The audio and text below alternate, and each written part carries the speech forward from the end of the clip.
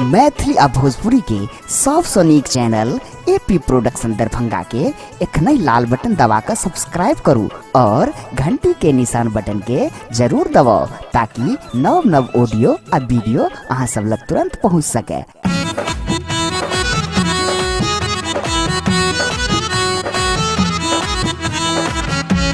एखन अपने सब सुन रहल छी एपी प्रोडक्शन के प्रस्तुति।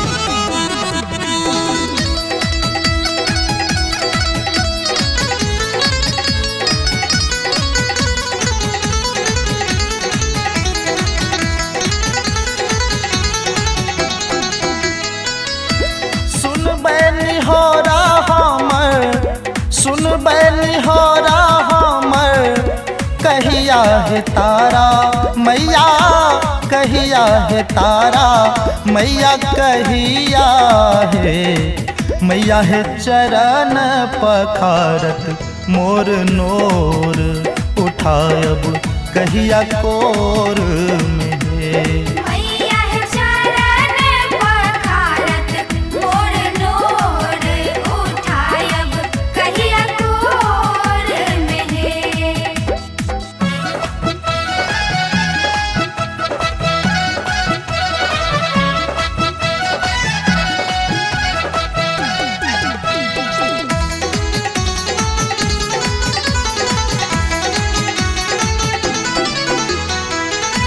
जन्म ही टूगर अभागल भेलो,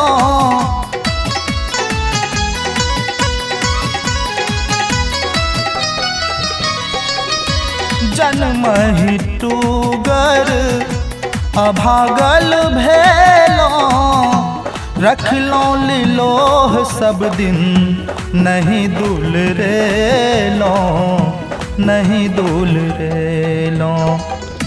लॉग बजा का हमरो, लॉग बजा का हमरो पुत्र कहु तारा मैया, पुत्र कहु तारा मैया, कहिया है मैया है चरण पखारत मोर नोर उठायब कहिया कोर में।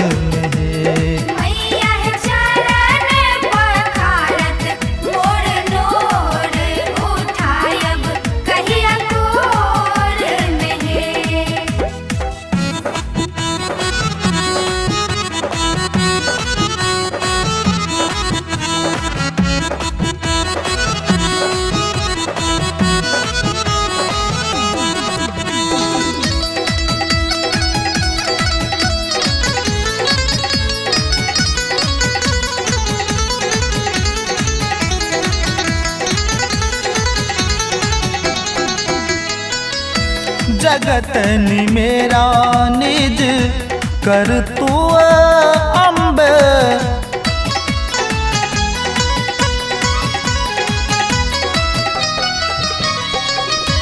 जगत नि मेरा निज कर तू अम्ब, हम अफरोजक बिन अवलंब, बिन अवलंब। दुख के रे दूहल हम, दुख के रे दूहल कोना होयत गुजारा है तारा, होयत गुजारा जननी कहिया है मैया है चरण पखारत मोर नोर उठायब कहिया कोर में।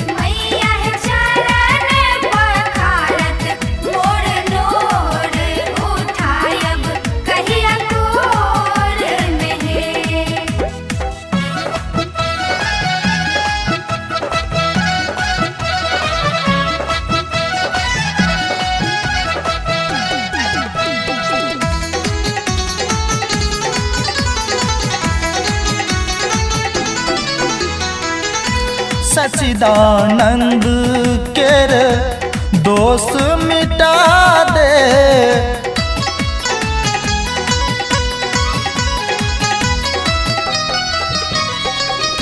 सच्चिदानंद केर दोष मिटा दे, मैगे मैं आवो छाती लगा ले, छाती लगा ले।